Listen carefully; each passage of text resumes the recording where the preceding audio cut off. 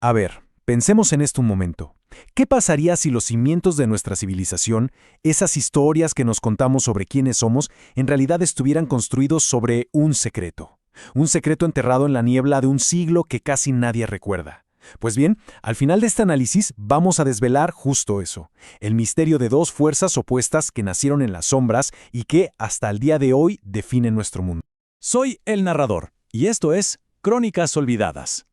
Hoy viajaremos a un tiempo de poder y de mucho misterio, el siglo VIII antes de la Era Común. Juntos vamos a descubrir una verdad oculta que, les aseguro, cambió el destino de la humanidad para siempre. Imaginen un mundo que apenas está despertando. El siglo VIII no era una época de certezas, para nada. Era una era de susurros. Las fronteras entre lo que era real y lo que era mágico eran muy difusas.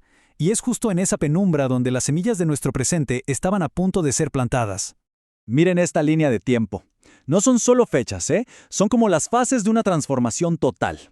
Pasamos del ocaso de las leyendas antiguas al surgimiento de un orden mundial completamente nuevo.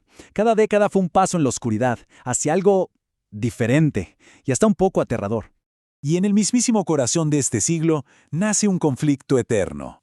Por un lado, el imperio, la fuerza del orden, de la ley, de la construcción en piedra, y por el otro, la inspiración, la fuerza del caos, de la rebelión, el poder que no se puede domar de la palabra.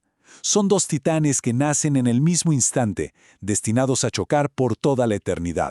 Vamos a analizar la primera de estas fuerzas. La historia oficial, la que todos conocemos, nos cuenta una leyenda de gemelos y una loba. Pero la verdad es mucho más extraña. La fundación de Roma no fue un simple acto de construcción. Fue un ritual de poder ancestral. Esta es la fecha clave, 753 antes de la Era Común.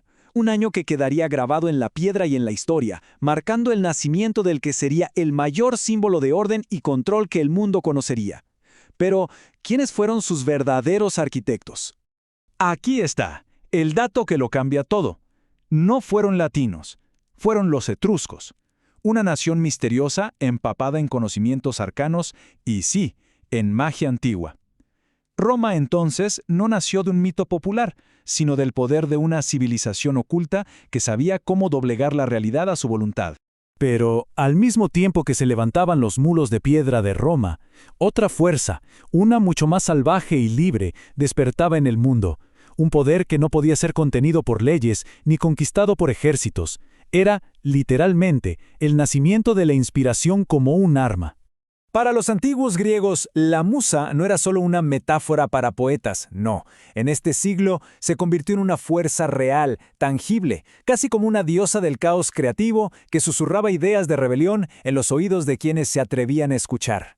Claro, esta energía caótica necesitaba un canal.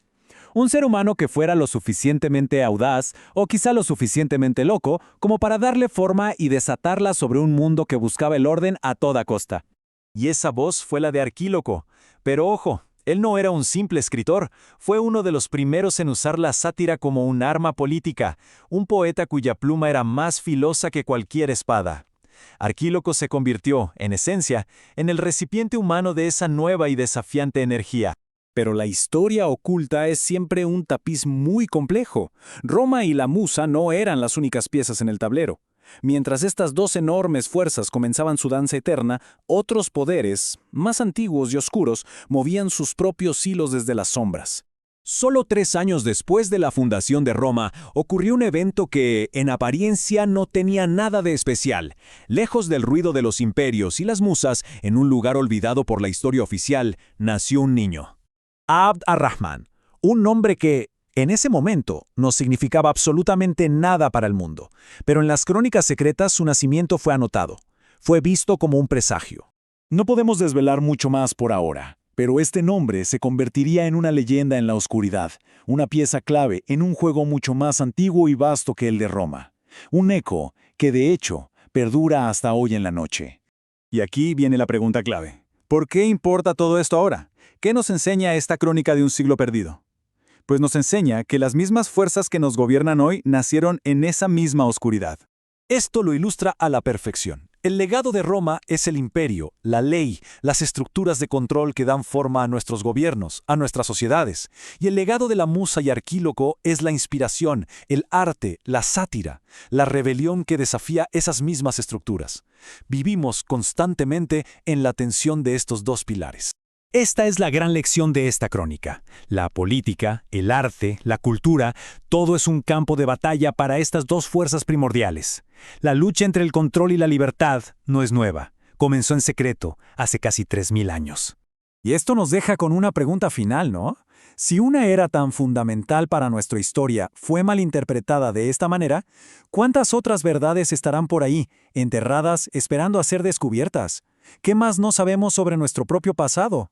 La historia es un verdadero laberinto de secretos. Si quieren seguir explorando sus pasillos más oscuros, la invitación está hecha. Suscríbanse, únanse a esta búsqueda de las crónicas que fueron deliberadamente olvidadas.